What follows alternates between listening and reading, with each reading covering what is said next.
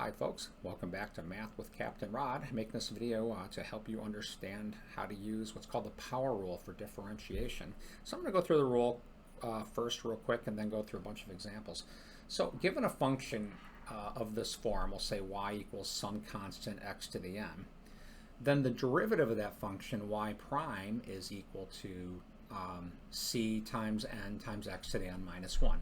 Sounds complicated, but it's not. Basically what it means is you bring down the n and multiply, subtract 1 from the n. So I'm going to go through a bunch of examples here, starting with this. If our function is y equals x to the third, then its derivative, y prime, is going to be, okay, this is n equals 3, so it's going to be 3 times x to the n minus 1. So that's going to be 3 times x squared, and that's done.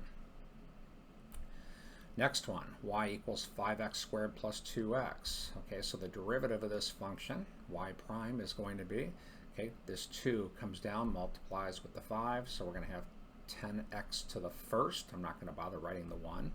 Now when you have the sum of two functions, right, you just differentiate them term by term.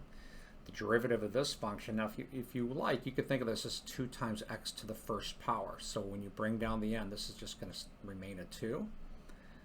Times x to the 0.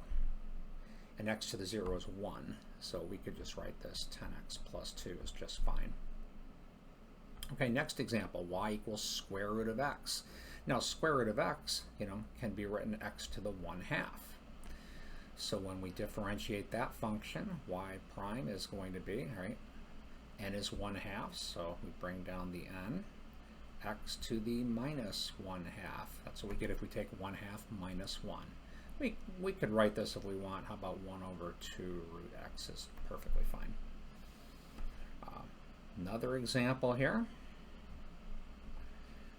Okay, again, n here is 3/2. We'll bring this down and multiply. That's going to be 9/2 x to the, okay, 3/2 minus 1 is 1/2. And that term is done, plus. Now we'll do the next term.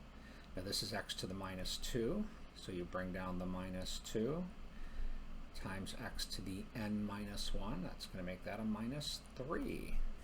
We could rewrite this a little prettier, but I'm just going to leave it as is. So now I've got some examples up to the right. For those of you who, if you're just learning this stuff, I suggest you pause the video here and try these examples on your own. And what I'll do here is in a moment I'll write the answers out. So go ahead, pause it, and give it a try. Okay, I'm back. So the answers to these three, let's see, are first one, 12x squared plus 2 for y prime. Next one, y prime is going to be 3/2 x to the 1/2. Next one, y prime is going to be minus 1/2 x to the minus 3/2. So there's my short introductory video on how to apply the power rule of differentiation. I hope that this helps. Have a great day.